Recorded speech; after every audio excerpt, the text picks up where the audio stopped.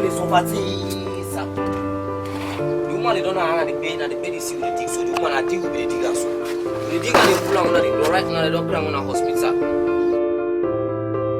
At dawn must I rise to dry the rivers that our land has turned into, as the remains of flood waters grumble their ways down the drainages of quiet streets and lonely city.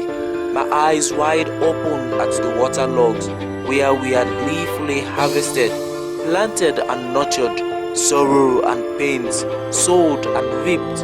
At dawn today must we all rise to dry the rivers and rainwaters that had drowned our homes and flooded our city. As we sit outside the sinked houses, healing the wounds and mourning the dead over our lost children and properties, so shall we ask God for His mercy.